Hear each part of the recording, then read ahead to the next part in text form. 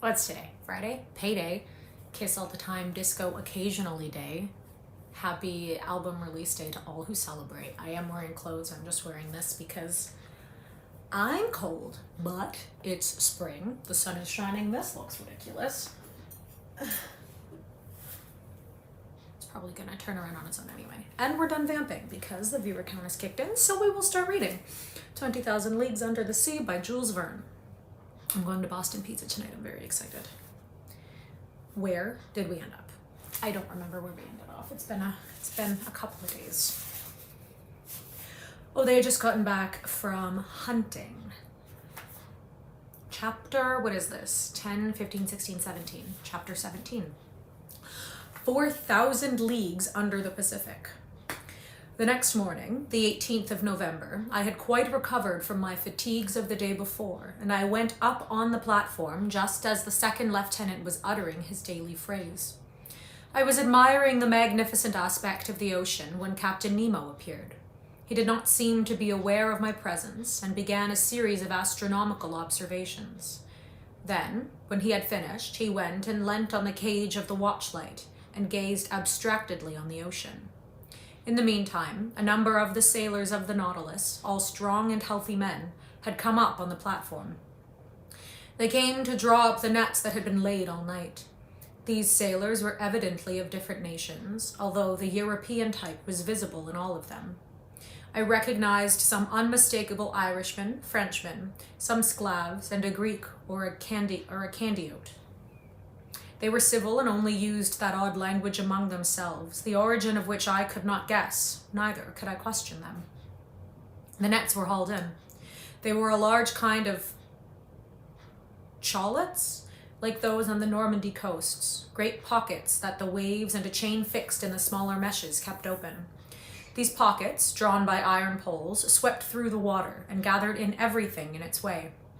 That day, they brought up curious specimens from those productive coasts, fishing frogs that, from their comical movements, have acquired the name of buffoons, black commersions furnished with antennae, triggerfish encircled with red bands, Orthragoraceae with very subtle venom, some olive-colored lampreys, Macrorhynci, covered with silvery scales, Trichuri, the electric power of which is equal to that of the gymnotus and crampfish. Oh, you know what? They brought in a lot of things, okay? They brought in a lot of things. I'm not continuing to do this. I reckoned that the haul had brought in more than 900 weight of fish. It was a fine haul, but not to be wondered at.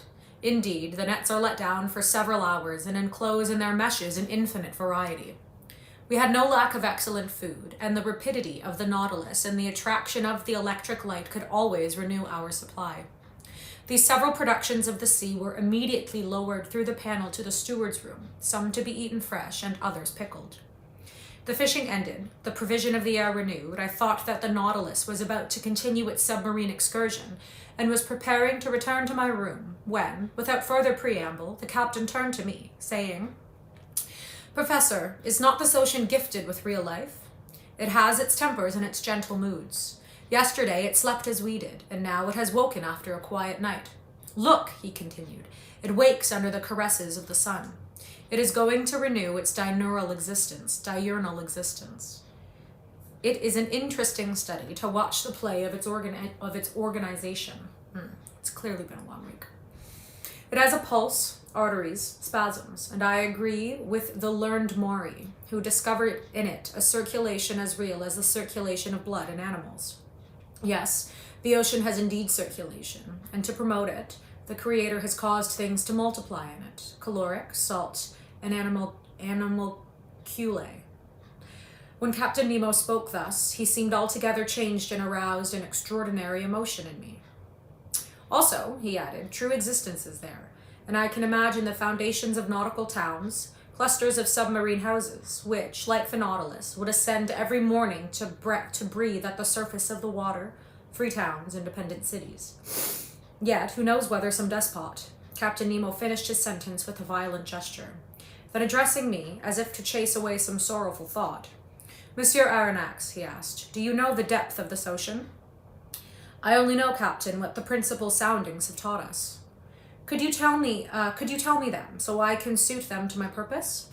There are some, I replied, that I remember. If I am not mistaken, a depth of 8,000 yards has been found in the North Atlantic, and 2,500 yards in the Mediterranean. The most remarkable soundings have been made in the South Atlantic, near the 35th parallel, and they gave 12,000 yards, 1,400 yards, and 14,000 yards, and 15,000 yards. To sum it all, it is reckoned that if the bottom of the sea were leveled, its mean depth would be about 1 3/4 leagues. Well, Professor, replied the captain, we shall show you better than that, I hope. As to the mean depth of this part of the Pacific, I tell you it is only 4,000 yards. Having said this, Captain Nemo went towards the panel and disappeared down the ladder. I followed him and went into the large drawing room. The screw was immediately put in motion and the log gave 20 miles an hour. During the days and weeks that passed, Captain Nemo was very sparing in his visits. I seldom saw him. The lieutenant pricked the ship's course regularly on the chart, so I could always tell exactly the route of the Nautilus. Nearly every day for some time, the panels of the drawing room were opened, and we were never tired of penetrating the mysteries of the submarine world. The general direction of the Nautilus was southeast, and it kept between 100 and 150 yards of depth.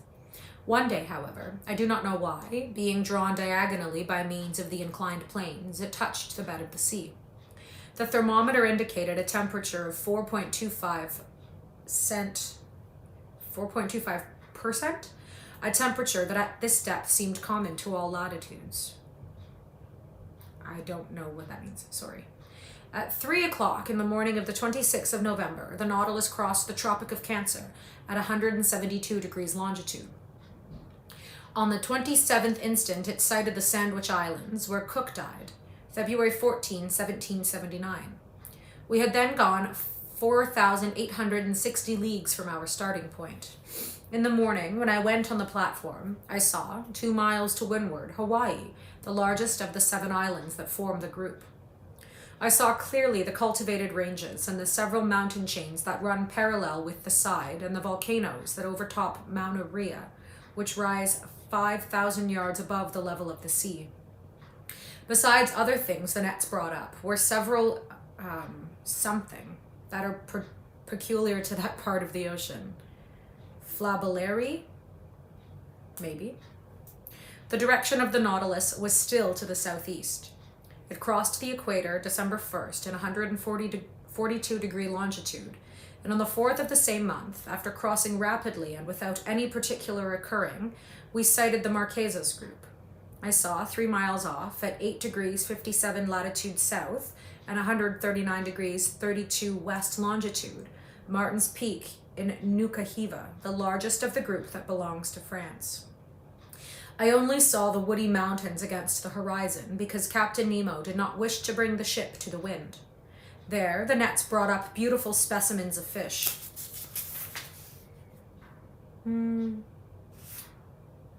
Yeah, all fish that would be of good use to us. Once again, we're not doing that again. After leaving these charming islands protected by the French flag, from the 4th to the 11th of December, the Nautilus sailed over about 2,000 miles. This navigation was remarkable for the meeting with an immense shoal of calmars, near neighbors to the cuttle. The French fishermen call them hornets. They belong to the cephalopod class and to the dibranchial family that comprehends the cuttles and the argonauts. These animals were particularly studied by students of antiquity, and they furnished numerous metaphors to the popular orators, as well as excellent dishes for the tables of the rich citizens, if one can believe Athenus, a Greek doctor who lived before Galen. It was during the night of the 9th or 10th of December that the Nautilus came across this shoal of mollusks that are peculiarly nocturnal. One could count them by the millions. They emigrate from the temperate to the warmer zones, following the track of herrings and sardines. We watched them through the thick crystal panes, swimming down the wind with great rapidity, moving by means of their locomotive tube, pursuing fish and mollusks, eating the little ones, eaten by the big ones, and tossing about in indescribable confusion the 10 arms that nature has placed on their heads like a crest of pneumatic serpents. The Nautilus, in spite of its speed, sailed for several hours in the midst of these animals, and its nets brought in an enormous quantity, among which I recognized the 9 species that D'Orbigny classed for the Pacific.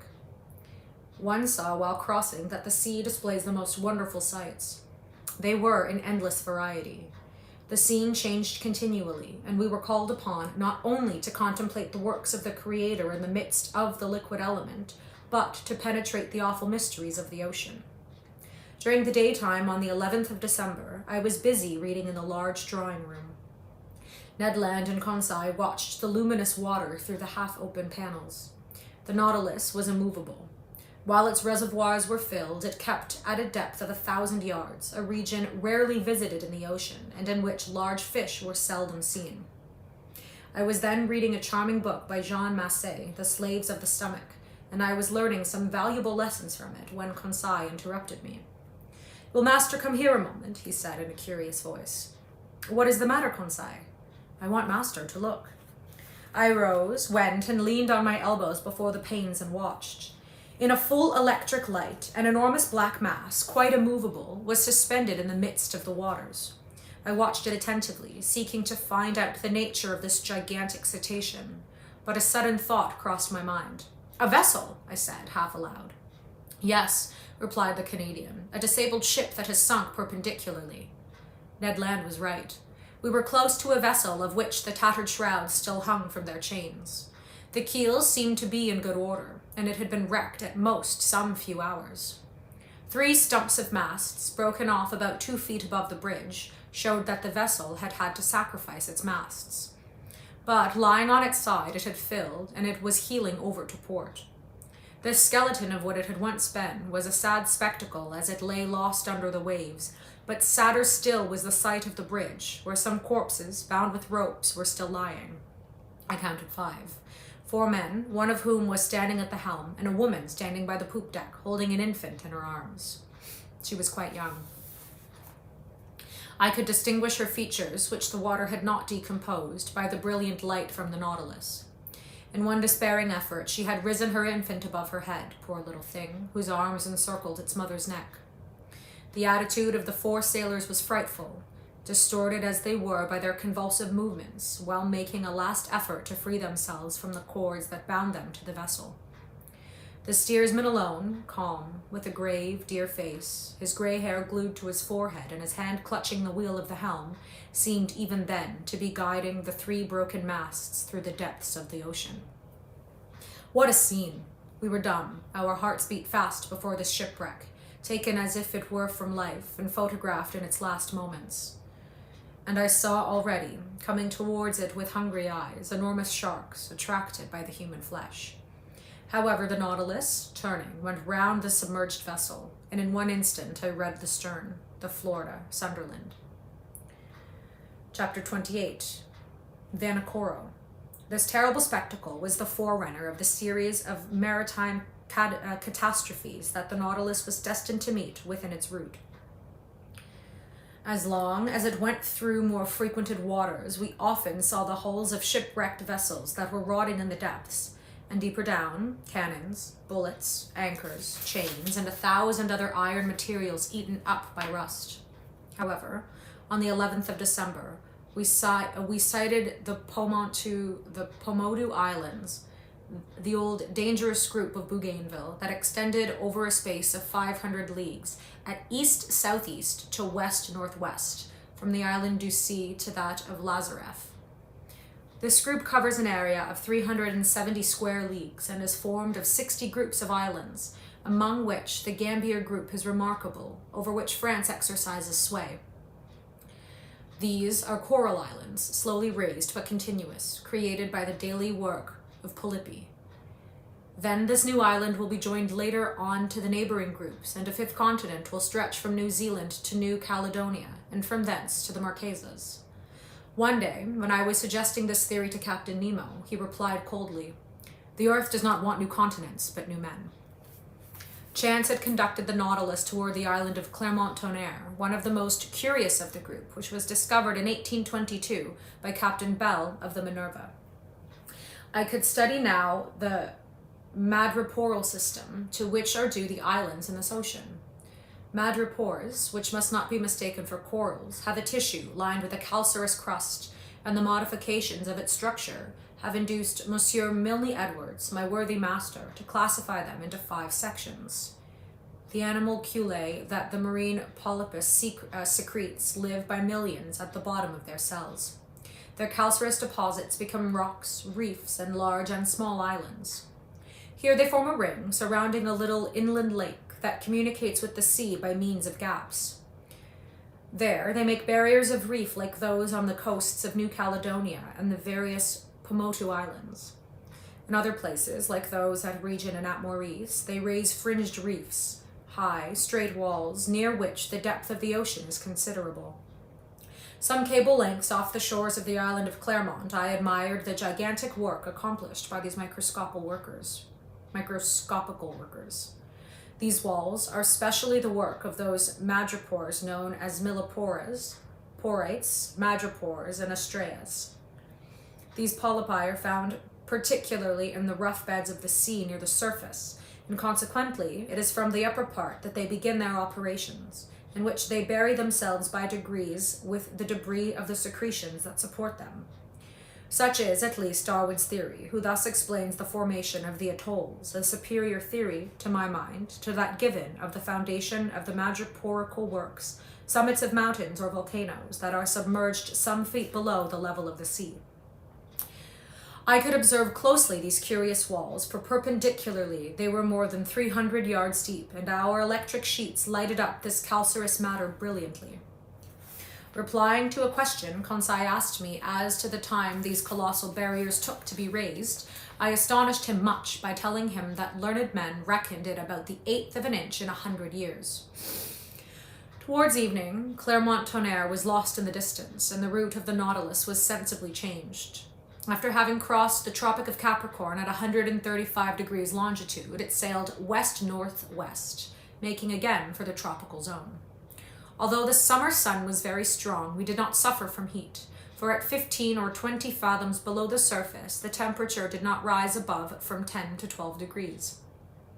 On December 15th, we left to the east the bewitching group of the Societies and that graceful Tahiti, Queen of the Pacific. I saw in the morning, some miles to the windward, the elevated summits of the island. These waters furnished our table with excellent fish, mackerel, bonitos, and albacores, and some varieties of a sea serpent called Munirophis. On the 25th of December, the Nautilus... Is that Christmas? December 25th?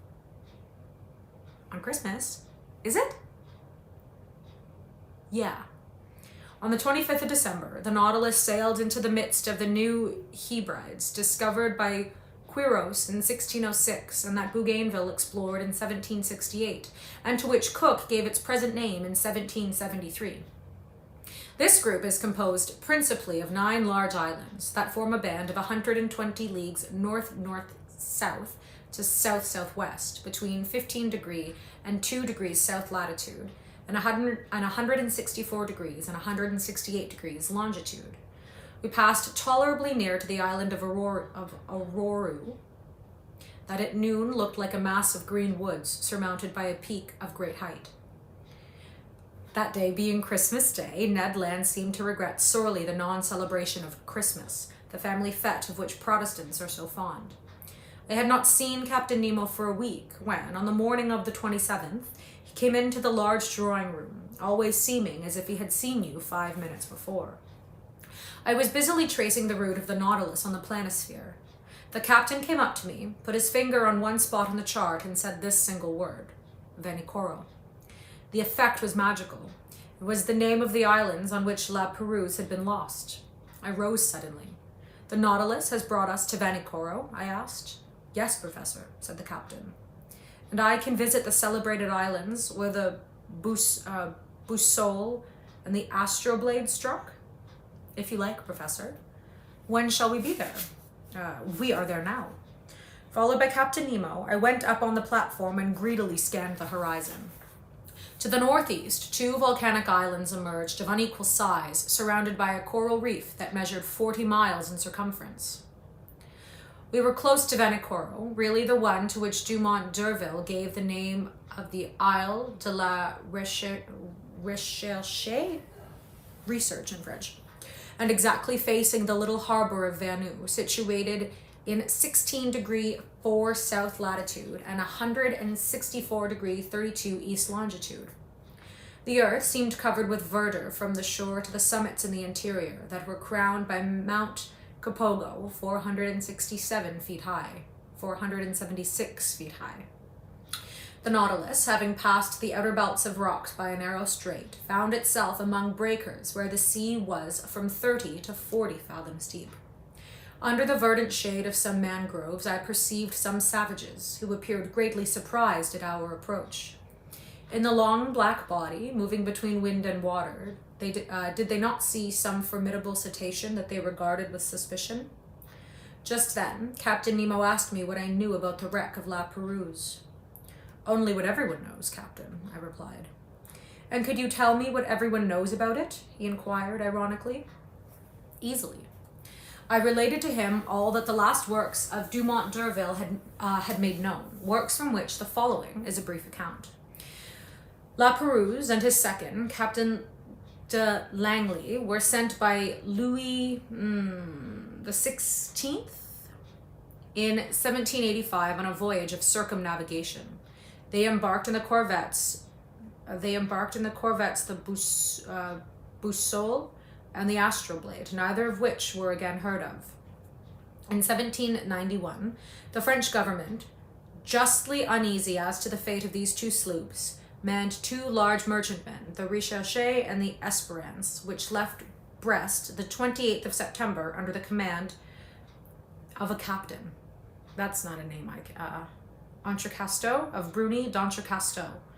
2 months later, they learned from Bowen, commander of the Albemarle, that the debris of shipwrecked vessels had been seen on the coasts of New Georgia. But D'Entrecasteaux, ignoring this communication, rather uncertain besides, directed his course towards the Admiralty Isles, mentioned in a report of Captain Hunter's as being the place where La Pérouse was wrecked. They sought in vain. The Esperance and the Recherche passed before Vanikoro without stopping there, and in fact this voyage was most disastrous, as it cost D'Entrecasteaux his life, and those of 2 of his lieutenants, besides several of his crew. Captain Dillon, a shrewd old Pacific sailor, was the first to find unmistakable traces of the wrecks. On the 15th of May, 1824, his vessel, the St. Patrick, passed close to Chicopia, one of the new Hebrides. There a Lascar came alongside in a canoe, sold him the handle of a sword in silver that bore the print of characters engraved on the hilt. The Lascar pretended that 6 years before, during a stay at Vanikoro, he had seen 2 Europeans that belonged to some vessels that had run aground on the reefs some years ago. Dillon guessed that he meant La Pérouse, whose disappearance had troubled the whole world. He tried to get on Vanikoro, where, according to Lascar, he would find numerous debris of the wreck, but winds and tide prevented him. Dillon returned to Calcutta. There, he interested the Asiatic Society and the Indian Company in his discovery. A vessel, to which was given the name of the Recherche, was put at his disposal, and he set out January 23, 1827, accompanied by a French agent. The Recherche, after touching at several points in the Pacific, cast anchor before Vanikoro, July 7, 1827, in that same harbor of Verne where the Nautilus was at this time. There it collected numerous relics of the wreck, iron utensils, anchors, pulley strops, swivel guns, and 18-pound shot fragments of astronomical instruments, a piece of crownwork, and a bronze clock bearing this inscription, Bazim Mafet, the mark of the foundry of the arsenal at Brest about 1785. There could be no further doubt. Oh my God, am I just about done with all these French names? I'm struggling. Dillon, having made all inquiries, stayed in the unlucky place till October. Then he quitted Vanikoro and directed his course towards New Zealand, put into Calcutta April 7, 1828, and returned to France, where he was warmly welcomed by Charles X. But at the same time, without knowing Dillon's movements, Dumont d'Urville had already set out to find the scene of the wreck. And they had learned from a whaler that some medals and a cross of St. Louis had been found in the hands of some savages of Louisade and New Caledonia. Dumont d'Urville, commander of the Astroblade, had then sailed, and 2 months after Dillon had left Vanikoro, he put into Hobart Town. There, he learned the results of Dillon's inquiries and found that a certain James Hobbs, second lieutenant of the Union of Calcutta, after landing on an island situated 8 degrees 18 south latitude and 156 degrees 30 east longitude, had seen some iron bars and red stuffs used by the natives of these parts. Dumont d'Urville, much perplexed and not knowing how to credit the reports of low-class journals, decided to follow Dillon's tracks. On the 10th of February, 1828, the Astroblade appeared off Tikopia and took as guide the interpreter and a deserter found on the island, made his way to Vanikoro, sighted it on the 12th instant, lay among the reefs until the 14th, and not until the 20th did he cast anchor within the barrier in the harbor of Venu. On the 23rd, several officers went round the island and brought back some unimportant trifles. The natives, adopting a system of denials and evasions, refused to take them to the unlucky place. This ambiguous conduct led them to believe that the natives had ill-treated the castaways, and indeed they seemed to fear that Dumont d'Urville had come to avenge La Perouse and his unfortunate crew. However, on the 26th, appeased by some presents and understanding that they had no reprisals to fear, they led Monsieur Jacquirot to the scene of the wreck. There, in 3 or 4 fathoms of water, between the reefs of Pacao and Venu, lay anchors, cannons, pigs of lead and iron, embedded in the limy concretions. The large boat and the whaler belonging to the Astroblade were sent to this place, and, not without some difficulty, their crews hauled up an anchor weighing 1,800 pounds, a brass gun, some pigs of iron, and 2 copper swivel guns. Dumont d'Urville, questioning the natives, learned too that La Perouse, after losing both his vessels on the reefs of this island, had constructed a smaller boat, only to be lost a second time. Where? No one knew. But the French government, fearing that Dumont d'Urville was not acquainted with Dillon's movements, had sent the sloop Bayonnaise, commanded by Le Grogant de Tromelin, to Vanikoro, to which had been stationed on the west coast of America. The Bayonnaise cast her anchor before Vanikoro some months after the departure of the Astroblade, but found no new document, but stated that the savages had respected the monument to La Perouse. That is the substance of what I told Captain Nemo. Did you get all that? I didn't. What? So, he said, no one knows now where the 3rd vessel perished that was constructed by the castaways on the island of Vanikoro? No one knows. Captain Nemo said nothing, but signed to me to follow him into the large saloon. The Nautilus sank several yards below the waves and the panels were opened. I hastened to the aperture, and under the crustaceans of coral covered with fungi and a bunch of other shit, I recognized certain debris that the drags had not been able to tear up. Iron stirrups, anchors, cannons, bullets, capstan fittings, the stem of a ship, all objects clearly proving the wreck of some vessel, and now carpeted with living flowers. While I was looking on this desolate scene, Captain Nemo said in a sad voice, Commander La Perouse set out December 7, 1785, with his vessels La Boussole and the Astroblade. He first cast anchor at Botany Bay, visited the Friendly Isles, New Caledonia, then directed his course toward Santa Cruz, and put into Namuka, one of the Hapai group. Then, his vessels struck on the unknown reefs of Vanikoro. The Boussole, which went first, ran aground on the southerly coast. The Astroblade went to its help and ran aground too. The first vessel was destroyed almost immediately. The second, stranded under the wind, resisted some days. The natives made the castaways welcome. They installed themselves in the island and constructed a smaller boat with the debris of the 2 large ones. Some sailors stayed willingly at Vanikoro. The others, weak and ill, set out with La Perouse. They directed their course towards the Solomon Isles, and there perished with everything on the westerly coast of the chief island of the group, between Capes Deception and Satisfaction. How do you know that? By this, that I found on the spot where was the last wreck. Captain Nemo showed me a tin plate box stamped with the French arms and corroded by the salt water. He opened it, and I saw a bundle of papers, yellow but still readable. They were the instructions of the naval minister to Commander La Perouse, annotated in the margin in Louis XVI handwriting. "Oh, it is a fine death for a sailor," said Captain Nemo at last.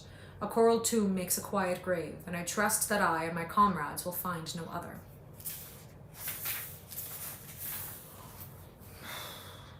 That one was a tough chapter. What is this? Chapter 19? Did we say the last one was 18? Sure, we have time. The Torres Straits. During the night of the 27th or 28th of December, the Nautilus left the shores of Vanikoro with great speed. Her course was southwesterly, and in 3 days she had gone over 750 leagues that separated it from La Perouse's group to the southeast point of Papua. I think it's just like it's Papa, right? Papua, I guess. Early on the 1st of January, 1868, Conseil joined me on the platform. "Master, will you permit me to wish you a Happy New Year?" "What? Conseil? Exactly as if I was at Paris in my study at the Jardin des Plantes? Well, I accept your good wishes and thank you for them. Only, I will ask what you mean by a Happy New Year under our circumstances. Do you mean the year that will bring us to the end of our imprisonment, or the year that sees us continue the strange voyage?" Really, I do not know how to answer, Master. We are sure to see curious things, and for the last 2 months we have not had time for ennui. The last marvel is always the most astonishing, and if we continue this progression, I do not know how it will end. It is my opinion that we shall never again see the like. I think, then, with no offense to Master, that a happy year would be one in which we could see everything. Yeah. On January 2nd, we had made 11,340 miles, or 5,250 French leagues, since our starting point in the Japan seas. Before the ship's head stretched the dangerous shores of the Coral Sea on the northeast coast of Australia. Our boat lay along some miles from the redoubtable bank on which Cook's vessel was lost, June 10, 1770. The boat in which Cook was struck on a rock, if it did not sink,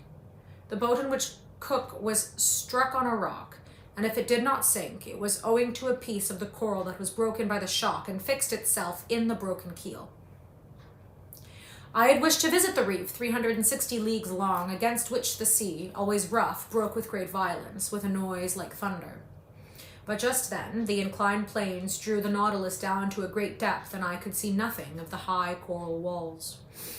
I had to content myself with the different specimens of fish brought up by the nets. Okay, he's again listing a bunch of different fish that I will not be reading because I cannot pronounce any of it. 2 days after crossing the Coral Sea, January 4, we sighted the Papuan coasts. On this occasion, Captain Nemo informed me that his intention was to get to the Indian Ocean by the Straits of Torres. His communication ended there.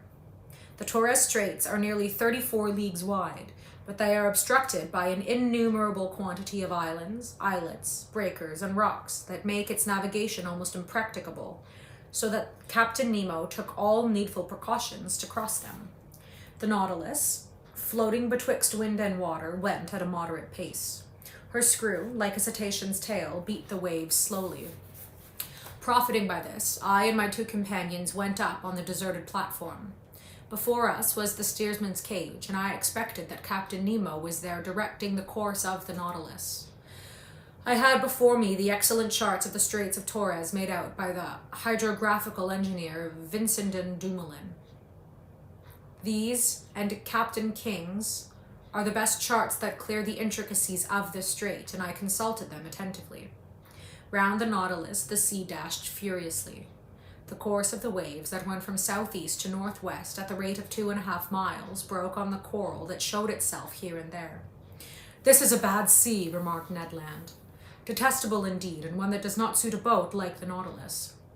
The captain must be very sure of his route, for I see there pieces of coral that would do for its keel if it only touched them slightly. Indeed, the situation was dangerous, but the Nautilus seemed to slide like magic off these rocks. It did not follow the routes of the Astroblade and the Zele exactly, for they proved fatal to Dumont d'Urville. I don't remember hearing a ship called the Zele, but that's fine. It bore more northwards, coasted the island of Murray, and came back to the southwest towards Cumberland Passage. I thought it was going to pass by, when, going back to northwest, it went through a large quantity of islands and islets little known towards the island Sound and the Canal Mauvais. I wondered if Captain Nemo, foolishly imprudent, would steer his vessel into that pass where Dumont d'Urville's 2 corvettes touched, when, swerving again and cutting straight through to the west, he steered for the island of Gilboa. It was then 3 in the afternoon. The tide began to recede, being quite full. The Nautilus approached this island that I saw with its approached the island that I still saw with its remarkable border of screw pines. He stood off at about 2 miles distant. Suddenly, a shock overthrew me. The Nautilus just touched a rock and stayed immovable, lying lightly to port side. When I rose, I perceived Captain Nemo and his lieutenant on the platform. They were examining the situation of the vessel and exchanging words in their incomprehensible dialect. She was situated thus. 2 miles on the starboard side appeared Gilboa, stretching from north to west like an immense arm. Towards the south and east, some coral showed itself, left by the ebb. We had run aground, and in one of those seas where the tides are middling, a sorry matter for the floating of the Nautilus. However, the vessel had not suffered, for her keel was solidly joined. But if she could neither glide off nor move, she ran the risk of being forever fastened to these paws without feathers, or with 2 paws without feathers, will be saluted by the first. Skipped a page. However, the vessel had not suffered, for her keel was solidly joined. But if she could neither glide off nor move, she ran the risk of being forever fastened to these rocks, and then Captain Nemo's submarine vessel would be done for. I was reflecting thus when the captain, cool and calm, always master of himself, approached me. An accident? I asked. No, an incident. But an incident that will oblige you perhaps to become an inhabitant of this land from which you flee? Captain Nemo looked at me curiously and made a negative gesture, as much as to say that nothing would force him to set foot on terra firma again. Then he said, "Besides, Monsieur Aronnax, the Nautilus is not lost. It will carry you yet into the midst of the marvels of the ocean. Our voyage is only begun, and I do not wish to be deprived so soon of the honor of your company." "However, Captain Nemo," I replied, without noticing the ironical turn of his phrase, "the Nautilus ran aground in open sea. Now the tides are not strong in the Pacific, and if you cannot lighten the Nautilus, I do not see how it will be reinflated." "The tides are not so strong in the Pacific. You are right there, Professor. But in Torres Straits, one finds still a difference of 1.5 yards between the level of high and low seas. Today is January 4th, and in 5 days the moon will be full. Now, I shall be very much astonished if that complacent satellite does not raise these masses of water sufficiently and render me a service that I should be indebted to her for." Having said this, Captain Nemo, followed by his lieutenant, redescended to the interior of the Nautilus. As to the vessel, it moved not, and was immovable, as if the coralline polypi had already walled it with their indestructible cement. Ooh, just got scared, a door closed. "Well, sir," said Captain Nemo. "No, well, sir," said Ned Land, who came up to me after the departure of the captain. I don't know if you heard the door close, but it did, and it scared me, and I jumped. "Well, friend Ned, we will wait patiently for the tide on the 9th instant, for it appears that the moon will have the goodness to put it off again." "Really? Really? And this captain is not going to cast anchor at all, since the tide will suffice?" said Conseil simply. The Canadian looked at Conseil, then shrugged his shoulders. "Sir, you may believe me when I tell you that this piece of iron will navigate neither on nor under the sea again. It is only fit to be sold for its weight. I think, therefore, that the time has come to part company with Captain Nemo. Friend Ned, I do not despair of the stout Nautilus as you do, and in 4 days we shall know what to hold to on the Pacific tides. Besides, flight might be possible if we were in sight of the English or Provençal coasts, but on the Papuan shores it is another thing, and it will be time enough to come to that extremity if the Nautilus does not recover itself again, which I look upon as a grave event. But do they know at least how to act circumspectly? There is an island. On that island there are trees. Under those trees, terrestrial animals, bearers of cutlets and roast beef, to which I would willingly give a trial. In this, friend Ned is right, said Conseil, and I agree with him. Could not master obtain permission from his friend Captain Nemo to put us on land, if only so as not to lose the habit of treading on the solid parts of our planet? I can ask him, but he will refuse. Will master risk it? Asked Conseil, and we shall know how to rely upon the captain's amiability. To my great surprise, Captain Nemo gave the permission I asked for, and he gave it very agreeably, without even exacting from me a promise to return to the vessel. But flight across New Guinea might be very perilous, and I should not have consulted Ned Land to attempt it. I should not have counseled Ned Land to attempt it. Better to be a prisoner on board the Nautilus than to fall into the hands of the natives. At 8 o'clock, armed with guns and hatchets, we got off the Nautilus. The sea was pretty calm. A slight breeze blew on land. Conseil and I rowing, we sped along quickly, and Ned steered in the straight passage that the breakers left between them. The boat was well handled and moved rapidly. Ned Land could not restrain his joy. He was like a prisoner that had escaped from prison and knew not that it was necessary to re-enter it. Meat! We are going to eat some meat. And what meat? He replied. Real game, no bread indeed. I do not say that fish is not good, we must not abuse it, but a piece of fresh venison, grilled on live coals, will agreeably vary our ordinary course. A gourmand, said Conseil. He makes my mouth water. It remains to be seen, I said, if these forests are full of game, and if the game is not such as will hunt the hunter himself. Well said, Monsieur Aronnax, replied the Canadian, whose teeth seemed sharpened like the edge of a hatchet. But I will eat tiger, loin of tiger, if there is no other quadruped on this island. Friend Ned is uneasy about it, said Conseil. Whatever it may be, Ned Land continued, every animal with 4 paws without feathers, or with 2 paws without feathers, will be saluted by my first shot. Very well, Master Land's imprudences are beginning. Never fear, Monsieur Aronnax, replied the Canadian. I do not want 25 minutes to offer you a dish of my sort. At 8:30, the Nautilus boat ran softly aground on a heavy sand after having happily passed the coral reef that surrounds the island of Gilboa. Okay, we are done for today. We had unpronounceable words. We had a lot of French. We had a big old history about boats, and we had a door closing and me getting scared. So what better way to spend a Friday? Thank you so much for reading with me. I hope you have a great day. I might see you tomorrow. I don't know. I will upload this on YouTube. It's the same name as this channel, KAreadsClassics, all one word, no space. Blah, blah, blah, blah, blah. All the same as usual. Bye.